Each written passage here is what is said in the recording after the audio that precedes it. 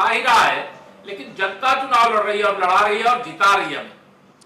केशव जी, प्रधानमंत्री जब आज अपना संबोधन कर रहे थे तो उन्होंने इस बात का जिक्र करते हुए कहा कि दीदी इतना जल्दी नाराज क्यों हो जाती हैं, और जैसे ही प्रधानमंत्री का संबोधन खत्म हुआ फिर से दीदी नाराज हो गए, उनका बयान भी आ गया।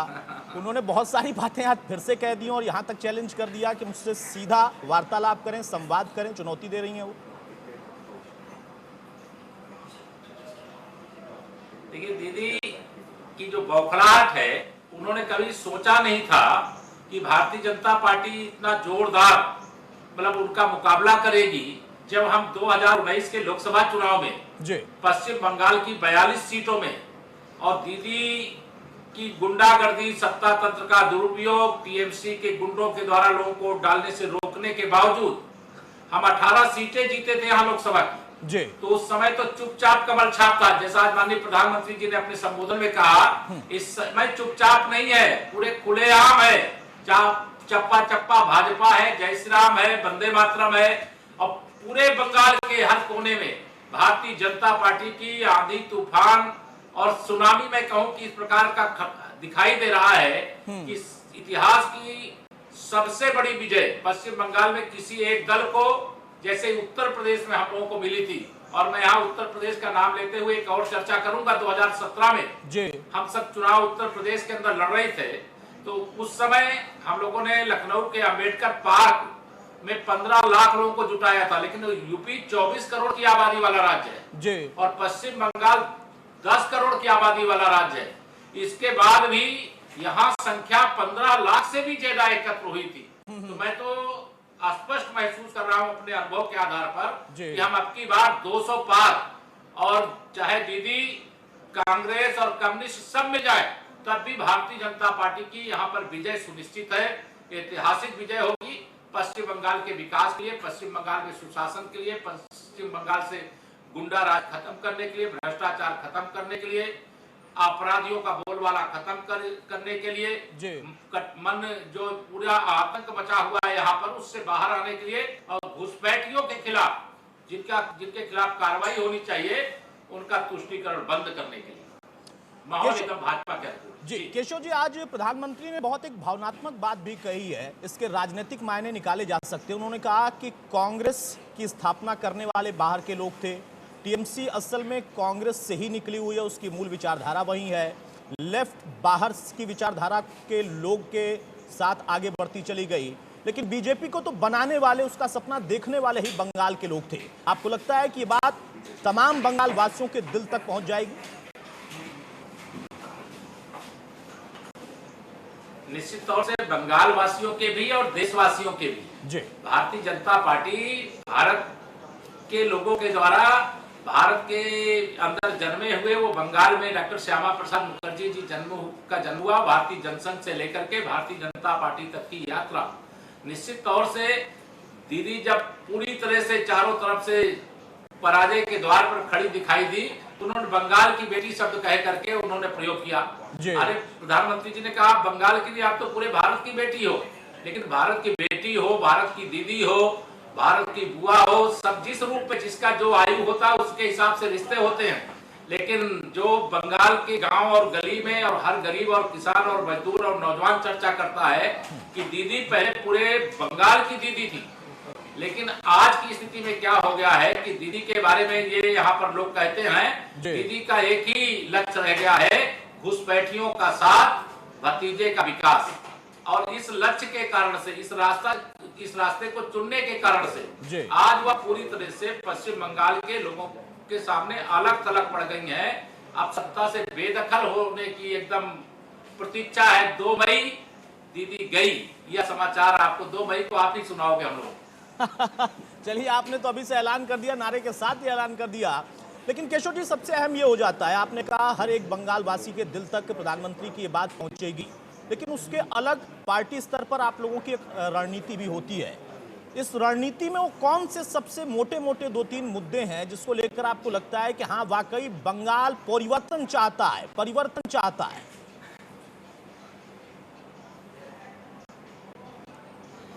देखिए, हम लोग चूंकि उत्तर प्रदेश से आते हैं, बहुत पश्चिम बंगाल के अंदर बहुत हम लोगों का पूर्व में आना जाना नहीं हुआ था, लेकिन मैं बंगाल का जो हावड़ा जोन है, वहाँ के 35 विधानसभा क्षेत्र है, वहाँ मैं बहुत सारे कार्यक्रमों में गया हूँ, सभा भी किया हूँ, बैठक भी किया हूँ, संपर्क भी किया हूँ जी। और जो गांव गली में एक नारा जय श्री राम का उद्घोष हो रहा है, वो उद्घोष जय श्री राम का नहीं है, दीदी के पराजय का शंखनाद है कि दीदी सिंहासन खाली करो, जनता ने फैसला ले लिया है, बीजेपी को सत्ता में बैठाना चाहते हैं और हमारी रणनीति एक ही है, सबका साथ, सबका विकास, सबका विश्वास। हम तुष्टीकरण पर भरोसा नहीं करते, हम विकास पर भरोसा करते हैं। हम भ्रष्टाचार पर विश्वास नहीं करते, हम भ्रष्टाचार मुक्त व्यवस्था पर विश्वास करते हैं। हमारी सरकार का मतलब होगा पश्चिम बंगाल का जो गौरवशाली स्थान है, गौरवशाली इतिहास है, उसे वर्तमान में बदलना, उसको उज्जवल भविष्य में बदलना। ये भारतीय जनता पार्टी की सरकार बनने के बाद आप भी देखेंगे और लोगों को दिखाएंगे। अतुल जी, ऐसा मुझे विश्वास है। केशव जी, आप लोगों ने रणनीति बना ली है, आपने उसको बता भी दिया, लेकिन उत्तर प्रदेश के लिहाज से मैं फिर से सवाल लूंगा कि उत्तर प्रदेश के मुख्यमंत्री, खुद आप, डिप्टी सीएम और तमाम और भी दिग्गज नेता पार्टी के लोग, वो भी बंगाल में उस रणनीति को आगे बढ़ाएंगे और प्रधानमंत्री तो है ही मैदान में। क्या लगता है कि ये अपने आप में किस तरीके से एक नया कलेवर देगा और एक नया कनेक्शन बनेगा बंगाल से लेकर उत्तर प्रदेश तक? देखिए, भारतीय जनता पार्टी का हमारा सर्वोच्च नेतृत्व एक नारा या एक महामंत्र जो दिया करता है कि एक भारत श्रेष्ठ भारत। जी। भारत के अधिकांश राज्यों में भारतीय जनता पार्टी की सरकार है जी। और जहां जहां भारतीय जनता पार्टी की सरकार है, वहां वहां के काम को पश्चिम बंगाल के लोग भी देख रहे हैं कि अगर कोई गुंडा, अपराधी और माफिया है तो उत्तर प्रदेश में उनके खिलाफ कैसी कार्रवाई हो रही है जी। और पश्चिम बंगाल में कोई गुंडा है, अपराधी है, माफिया है, भ्रष्टाचारी है तो उसको सरकार के माध्यम से संरक्षण किस प्रकार से दिया जा रहा है। तो दोनों में जब अंतर देखना होगा तो भाजपा शासित राज्य और टीएमसी शासित राज्य के नाते पश्चिम बंगाल और उत्तर प्रदेश को देखेंगे या देश के हमारे जो दूसरे भाजपा शासित राज्य हैं उन प्रदेशों को देखेंगे तो लोगों को स्पष्ट तौर से यह समझ में आता है कि भारतीय जनता पार्टी जो कहती है वो करती है। भारतीय जनता पार्टी गरीबों की पार्टी है तो है, किसानों की पार्टी है तो है, नौजवानों की पार्टी है तो है, माताओं बहनों को सम्मान देने वाली पार्टी है तो है, शिक्षा के क्षेत्र में, चिकित्सा के क्षेत्र में, सड़कों की दृष्टि से हर कोई भी ऐसा सेक्टर नहीं है। और पश्चिम बंगाल तो मैंने जो देखा है, यहाँ तो इतनी मतलब कह लीजिए कि ऊर्जा है, यहाँ पर इतने संसाधन हैं और पश्चिम बंगाल को अगर उजाड़ने का कोई काम किया है तो कांग्रेस, कम्युनिस्ट और टीएमसी ने मिलकर के किया है। अब इस जिसको उजाड़ने का काम किया गया, जिसको पछाड़ने का काम किया गया, उसको फिर से देश में सबसे आगे ला करके खड़ा करने का काम भारतीय जनता पार्टी करेगी, माननीय प्रधानमंत्री श्री नरेंद्र मोदी जी के मार्गदर्शन में करेगी और भारतीय जनता पार्टी 200 से अधिक सीटें पश्चिम बंगाल में जीत करके करेगी। केशव जी, आप लोगों का ये कॉन्फिडेंस बहुत सारे राजनीतिक दलों को चुभता है जब आप लोग बार बार कहते हैं कि हम इस टारगेट को अचीव करना चाहते हैं, इसलिए हम इस फिगर को रखते हैं, तो ये अपने आप में बहुत अहम हो जाता है। और मंच के इस कार्यक्रम से देश और पूरी दुनिया आपकी बात सुन रही है। यहां पर देखिए, एक नया संदेश देने की कोशिश की गई है बीजेपी की तरफ से और साथ साथ और भी उनके साथ नए जुड़े लोगों की तरफ से। केशव जी, मिथुन दा के चाहने वाले आज भी बहुत हैं, पहले से ही बहुत हैं, और एक दौर था कि जब भी फिल्म आती थी सुपरहिट हो जाती थी। अब मिथुन दा बीजेपी से जुड़ गए हैं, माने कि फिल्म सुपरहिट है बीजेपी की। निश्चित तौर से बीजेपी की फिल्म सुपरहिट है और मिथुन दा का बंगाल में और पूरे देश में बहुत सम्मान है और आज भारतीय जनता पार्टी परिवार का हिस्सा बने हैं। भारतीय जनता पार्टी परिवार में तो खुशी की लहर है ही, पूरे बंगाल में खुशी की लहर है। आज दीदी की बेचैनी बढ़ी होगी, मैंने देखा नहीं है कि उनको कितना गुस्सा आया है, लेकिन यह गुस्सा मुझे लगता है 2 मई के बाद शांत हो जाएगा, क्योंकि उनको अभी नहीं पता चल रहा है कि क्या होने वाला है।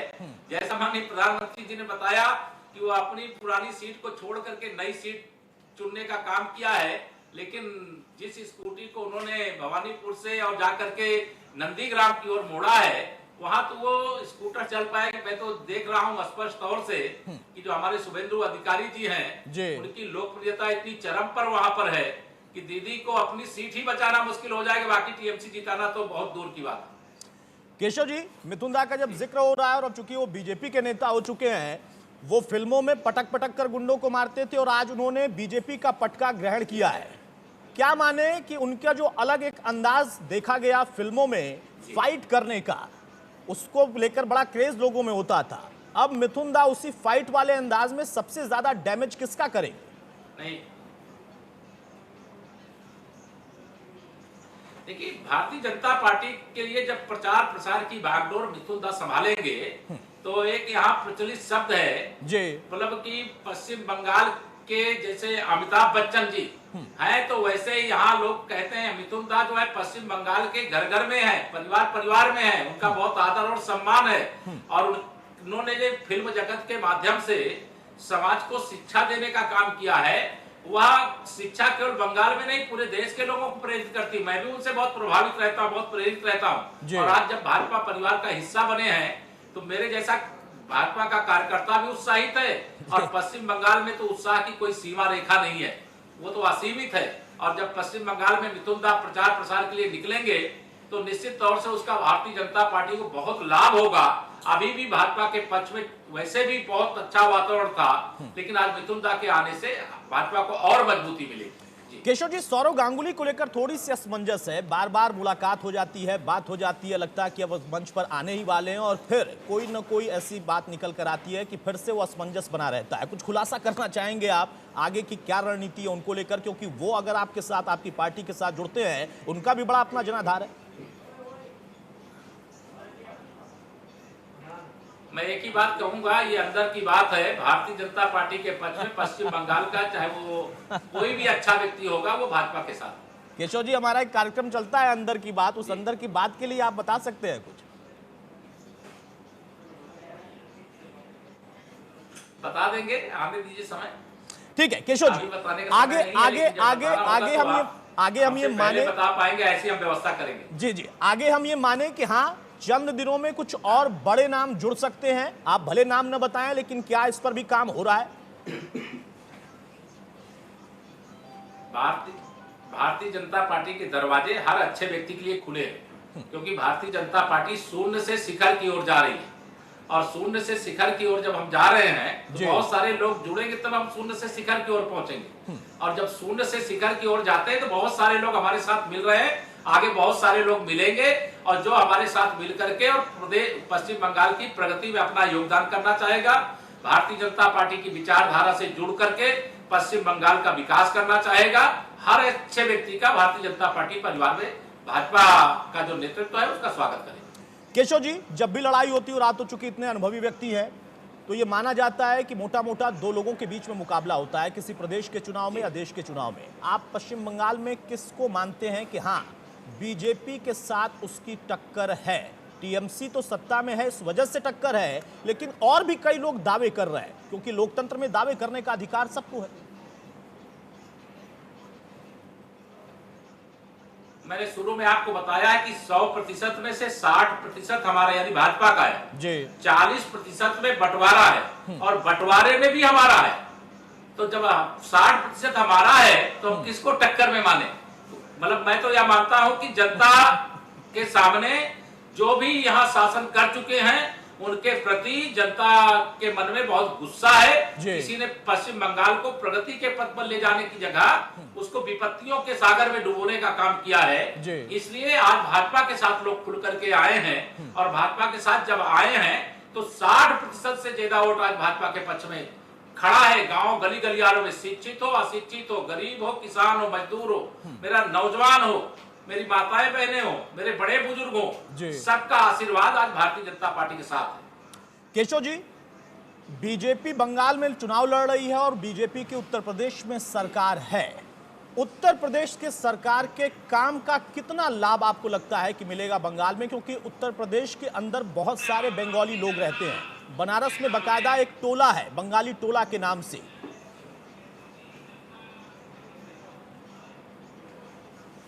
देखिए, उत्तर प्रदेश के अंदर या देश के अंदर जी कहीं पर भी, चाहे वो बंगाली परिवार हो चाहे देश के किसी अन्य स्थान के परिवार रहते हो जी, उसमें से 100 में 60 नहीं है, उसमें 100 में से 99% हमारे साथ है और वह सब प्रयास कर रहे हैं क्योंकि हमारी केंद्र में भी सरकार है, उसका भी लाभ हमें यहाँ मिल रहा है, और उत्तर प्रदेश में हमारी सरकार है, उसका भी लाभ हमें यहाँ मिल रहा है जी। हमारी सरकार, हमारी विचारधारा सबको साथ लेकर के चलने की है, सबको एकजुट करके चलने की है।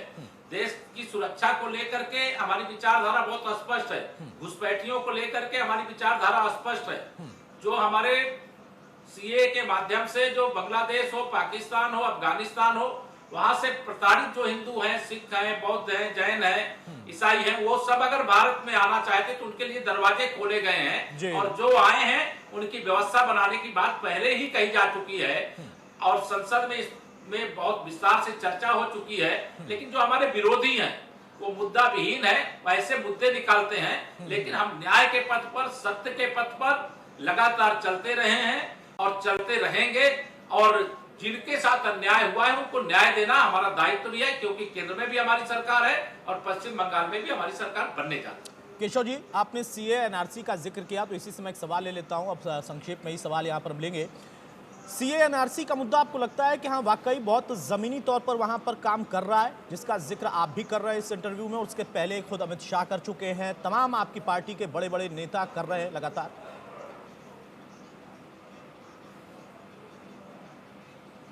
जी, मैं यह मानता हूं कि हम जो भी मुद्दे लेकर के आते हैं वह मुद्दे कभी भी दल के हित को ध्यान में रख करके नहीं लाते हैं, हम देश के हित को ध्यान में रख करके लाते हैं। अगर जम्मू कश्मीर से धारा 370, जो डॉक्टर श्यामा प्रसाद मुखर्जी जी का सपना था कि एक देश में 2 निशान, 2 विधान, 2 प्रधान नहीं चलेंगे, तो आज धारा 370 और 35 से हटा करके हमने डॉक्टर श्यामा प्रसाद मुखर्जी जी को सच्ची श्रद्धांजलि भारतीय जनता पार्टी की ओर से माननीय प्रधानमंत्री श्री नरेंद्र मोदी जी के नेतृत्व में, माननीय गृह मंत्री श्री अमित शाह जी के नेतृत्व में यह देने का काम किया। दूसरी बात, सीए ये ऐसा विषय है जिसको लेकर के बहुत पहले काम होना चाहिए था, लेकिन वह काम नहीं हुआ, वो काम अधूरा था, और यह देश के अंदर जो तुष्टीकरण की घिनौनी और घटिया राजनीति चलती थी, उसके कारण से जो बांग्लादेश हो, पाकिस्तान हो, अफगानिस्तान हो, वहां जो अल्पसंख्यक समाज जिसमें हिंदू है, सिख है, ईसाई है, बौद्ध है, जैन है, ये सारे लोग उसमें हैं, उनके साथ न्याय करना, लोगों को लगता था कि कहीं यहाँ मुस्लिम नाराज ना हो जाए, मुस्लिम वोटर हमसे दूर ना चला जाए। ये सत्ता में बैठ करके जब दल का हित व्यक्ति सोचता है तो न्याय नहीं कर पाता। भारतीय जनता पार्टी के लिए सबसे पहले देश है, उसके बाद दल है, उसके बाद व्यक्ति है। तो इसलिए हम इस प्रकार के हमारा नेतृत्व, हमारी सरकार निर्णय कर रही है, और उसका देश भर में स्वागत हो रहा है। जरूर इससे बेचैनी होती है बहुत सारे लोगों को कि अगर यह वोट प्राप्त करने के जो सारे रास्ते हैं, गरीबों की समस्याओं को बनाए रखने के जो सारे रास्ते हैं, वह भारतीय जनता पार्टी की सरकार माननीय नरेंद्र मोदी जी के नेतृत्व में बंद कर रही है। तो आने वाले समय में यह जो बांटो और राज्य करो के आधार पर अपनी दुकान चलाते थे राजनीतिक, उनकी दुकानें सदा सदा के लिए ताला लग जाएगा। केशव जी, आज ही ममता बनर्जी ने यह भी कहा है कि अगर बीजेपी आ गई तो बंगाल को भी बांट देगी, ये डर है? ये बांटने का काम ममता दीदी का है और जोड़ने का काम भारतीय जनता पार्टी का है। बांटने का काम उनके जितनी शक्ति थी उन्होंने खूब किया है। जो गरीबों को हक मिलना चाहिए था पश्चिम बंगाल के, वो घुसपैठियों को देने का काम किया है। जो पश्चिम बंगाल के विकास के लिए पैसा लगना चाहिए, वो भतीजे को मजबूत बनाने के लिए खर्च किया गया है। भ्रष्टाचार के अनेक आरोप पश्चिम बंगाल सरकार से जुड़े हुए, टीएमसी से जुड़े हुए नेताओं पर है। भाजपा की सरकार बनेगी, एक एक भ्रष्टाचार की जांच होगी, और जो दोषी होगा वो कोई भी होगा, उसको सजा भी मिलेगी, और उसको ये पता भी चलेगा कि बंगाल की 10 करोड़ जनता के साथ जो जाति की गई है, उस जाति की सजा भी देने की व्यवस्था। केशव जी, आखिरी सवाल, हम जिस विषय पर चर्चा कर रहे थे वो ये था कि उत्तर प्रदेश की भूमिका क्या होगी, क्या फॉर्मूला है बंगाल के लिए, लेकिन आपने बता दिया कि 200 का हमने टारगेट सेट किया और वो अचीव भी आप करेंगे, हर हाल में करेंगे, तारीख का बस इंतजार हम करें। लेकिन उसके बाद उत्तर प्रदेश के लिए बंगाल से क्या संदेश निकल कर आएगा, क्योंकि अब अगला चुनाव फिर वहां।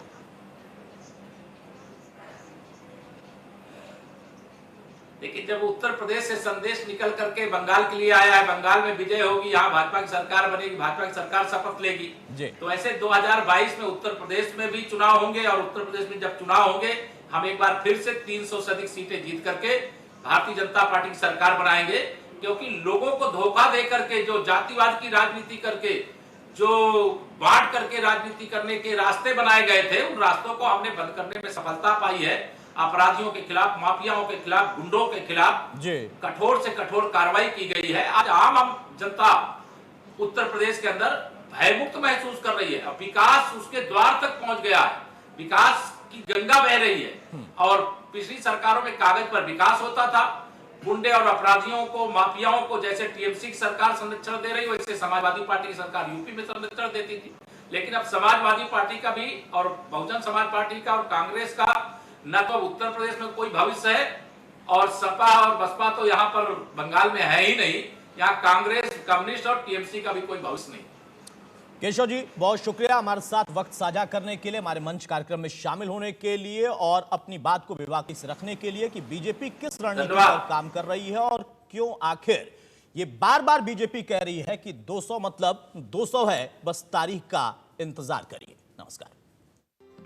रेडियो प्रेजेंटेड बाय धाकड़ दिखती है नहीं। अरे भाई, स्टाइल के आगे भी थोड़ा सोचें। सर, टीवीएस रेडियन में ETFI इंजन है, सुपर स्मूथ दमदार पावर के साथ। कैटेगरी में सबसे बड़ी सीट सर, और सस्पेंशन भी अटूट है। माइलेज का भी समझाइए। 15% ज्यादा माइलेज मिलेगा। ऐसी धाकड़ है नई टीवीएस रेडियो स्टार्टिंग एट 59,900। अब आपके खेतों में भी पौष्टिक हरा चारा लहराएगा जब हर कोई हरी भूमि हरे चारे का बीज अपनाएगा। विश्वास की अद्भुत मिसाल, 50 सालों से हर किसान की शान। हरी भूमि से ज्वार, बाजरा व मक्के का हरा चारा बीज।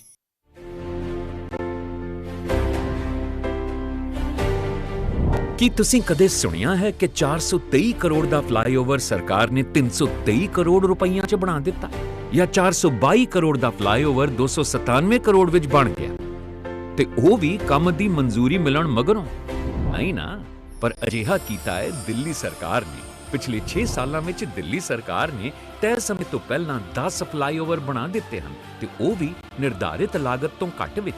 ਆਪਣੀ ਸਮਝ-ਬੂਝ ਨਾਲ ਦਿੱਲੀ ਸਰਕਾਰ ਨੇ ਦਿੱਲੀ ਦੀ ਜਨਤਾ ਦੀ ਮਿਹਨਤ ਦੇ 506 ਕਰੋੜ ਰੁਪਏ ਬਚਾਏ ਹਨ। ਮਧੂਬਨ ਚੌਕ ਤੋਂ ਮੁਕਰਬਾ ਚੌਕ ਕੋਰੀਡੋਰ ਤੇ 125 ਕਰੋੜ ਰੁਪਏ ਬਚਾਏ, ਤਾਂ ਵਿਕਾਸਪੁਰੀ ਤੋਂ ਮੀਰਾ ਬਾਗ ਐਲੀਵੇਟਡ ਕੋਰੀਡੋਰ ਤੇ 100 ਕਰੋੜ ਰੁਪਏ ਬਚਾਏ।